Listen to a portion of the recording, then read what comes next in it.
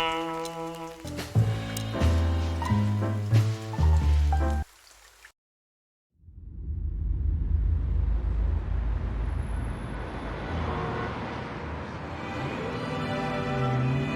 ran out to get a pack of cigarettes, but I left my wallet at home. Yeah, that's me. I'm getting old. My name is Sonny Featherland, an investigator for 20 years, and once the star of the predatory division of the Clawville Police Department, one half of the legendary Chicken Police. But buying a pack of smokes is more than I can handle right now. Maybe I should just lay low. Yeah, I'll do that. The most colorful place in the wilderness. For all the gods, what bullshit. The last clucking color left this city years ago. And slowly I'll turn gray too.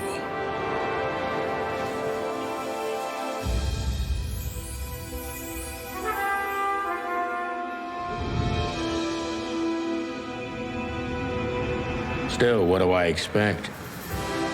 We're living in a vast experiment and don't even notice that everything got clucked up a long time ago. We believe in this wonderland of peaceful coexistence.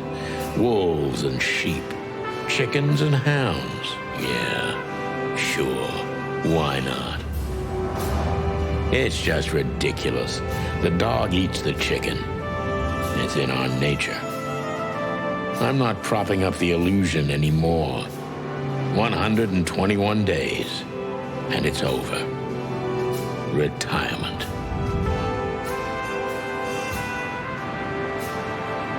What could possibly go wrong?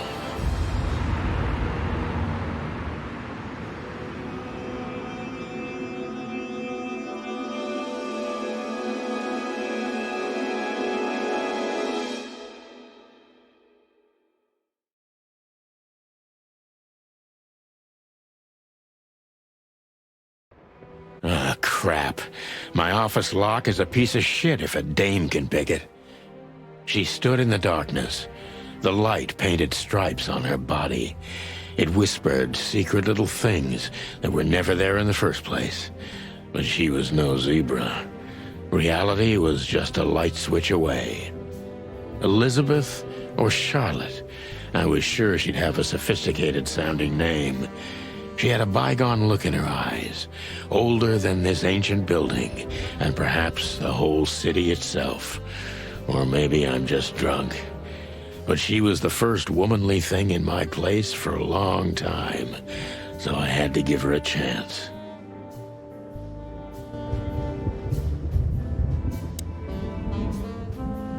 Let me introduce myself. My name is Deborah, Miss Deborah Ibanez. You're mistaken, ma'am. Oh, really? Please enlighten me, Mr. Featherland. I'm not a private eye. I'd recommend Mr. Philmar Lowe instead of me. He's a nice guy. Believe me, Mr. Featherland, it's not an accident I came to you. Look, miss, I work for the police, and I'm currently on leave. I couldn't accept private commissions even if I wanted to. Not even from a classy dame like you. Am I that easy to read? That's my job. But tell me, since you've invited yourself in, would you like a drink? I don't usually drink. Well, I've got to have one. And it'd be rude of me to drink alone. So, maybe some sherry? If you insist. But bourbon, please. Huh. Thank the wild ones. That's all I have. What a coincidence. So come on. Spill it. From the beginning.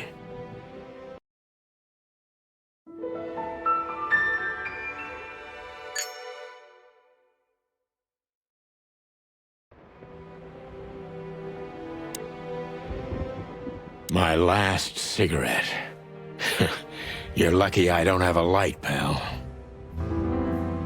She doesn't seem so dangerous that I need to grab my gun, but you never know. My wallet and my badge. The wallet is real, the badge ain't. Chief Bloodboil took mine, so I got this one out of a pack of cornflakes, just in case.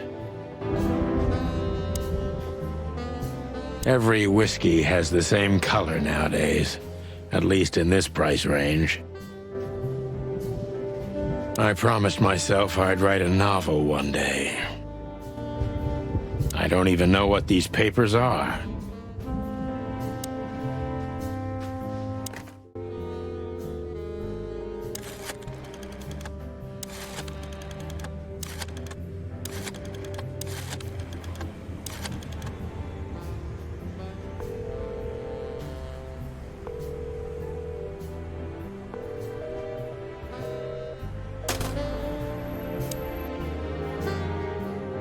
Books I'm never gonna read. Maybe nobody ever has. I don't even know where the key is. Whatever's inside is gonna stay there forever. We used to be star cops a few years ago. Tabloid press, radio interviews, and even a book series. I don't miss those days. Of course, Marty, my old partner, would disagree. He just loved the spotlight.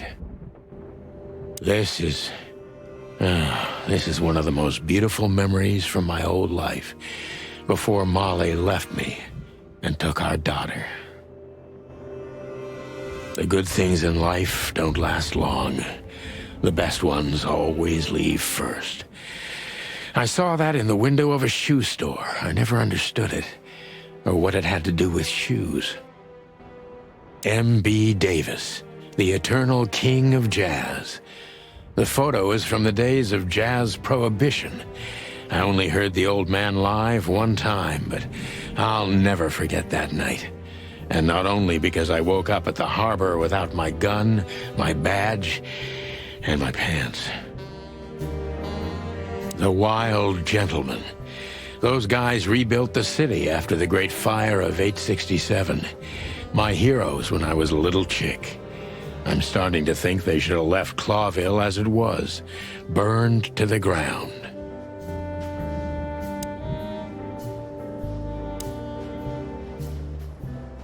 Behind that door lies the kingdom of dirty clothes, cigarette butts, and empty bottles. I wanted to travel the world when I was a kid, but I think I'm going to end up dead in here whether I like it or not.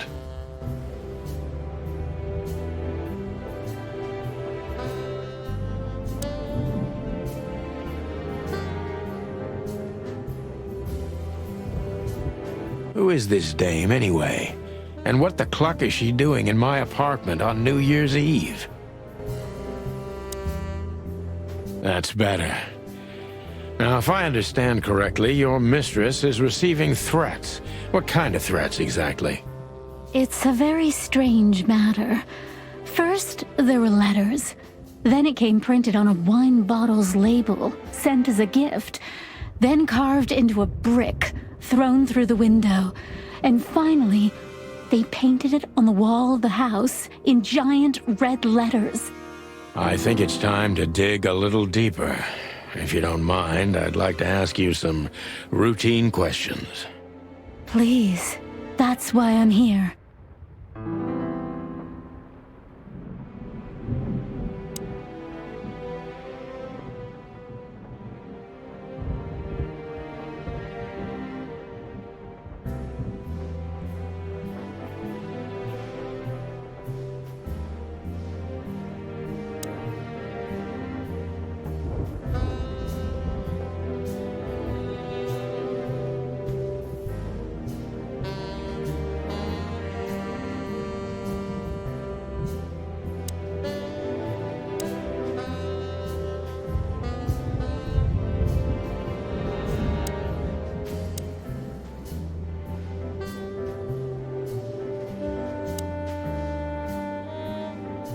I must be cautious and smart.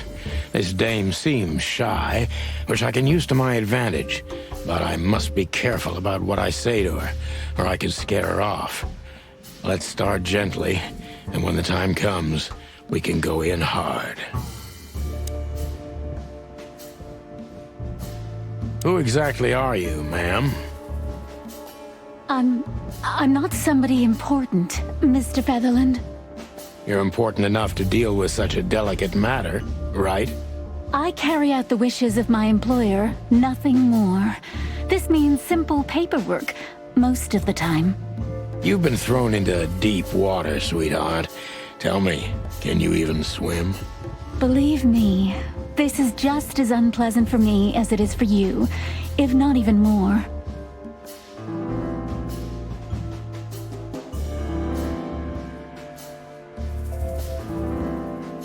You're not very confident. Are you sure you're all right? Yes, excuse me. I'm just a bit nervous. I've never done anything like this before. Breaking into the apartments of strangers isn't that big a deal. Some people do it as a hobby.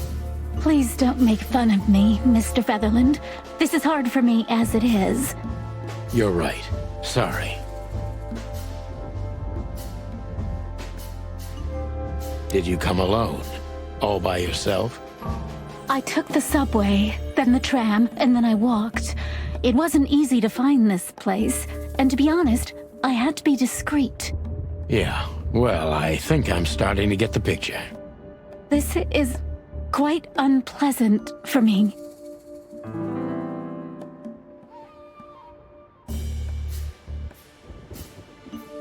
Why did you come to visit me? Why not your employer herself? My employer is Miss Natasha Katsenko. She hasn't been leaving her home lately, only if she really has to. How so? Miss Natasha is afraid. She's scared because of those unwanted messages, and everyone knows who she is. So she's that kind of woman. I don't know what you mean. Of course you do, Deborah. Thank you, by the way. We're finally getting somewhere. We avoided the point long enough. Deborah's hiding something.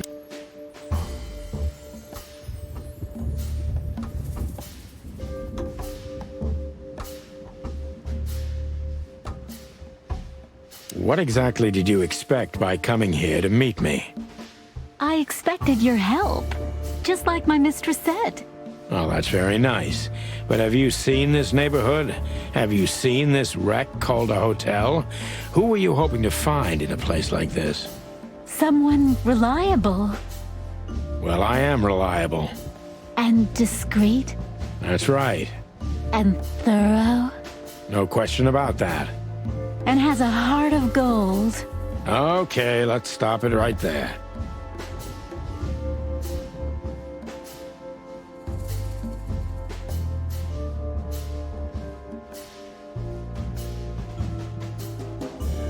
Are you in some sort of jam?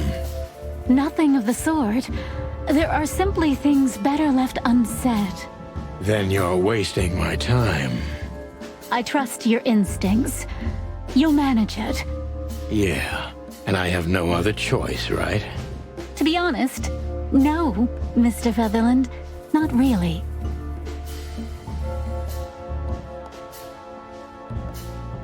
Don't you think this whole thing is a little suspicious?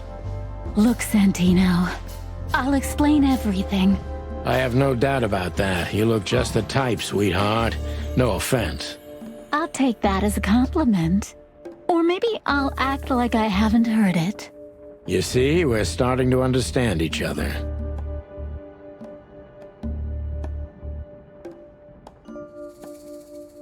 If you won't come clean, what's the point of all this? But, Mr. Featherland... I'm sorry, sweetheart, but I'm way too old for this game. Please, just think again. Tell me, Deborah, why should I believe you at all? Because my mistress trusts you. Should that be enough? If you really like what she thinks you are, then yes. Damn, what can I say to that? Look, I didn't mean to back you up against the wall. You have a way with words, sweetheart. Did you ever want to be a cop? No, not for the world. Smart answer. Be honest and tell me what you're so afraid of. You know, Mr. Featherland, my mistress's partner is Hobart Wessler. Or as most people know him... Ibn Wessler, the Kingpin. Exactly. Feathery gods, help me. So you get it now. The secrecy. To put it mildly, I think I understand it all. Wessler. This little piece of the puzzle changes everything.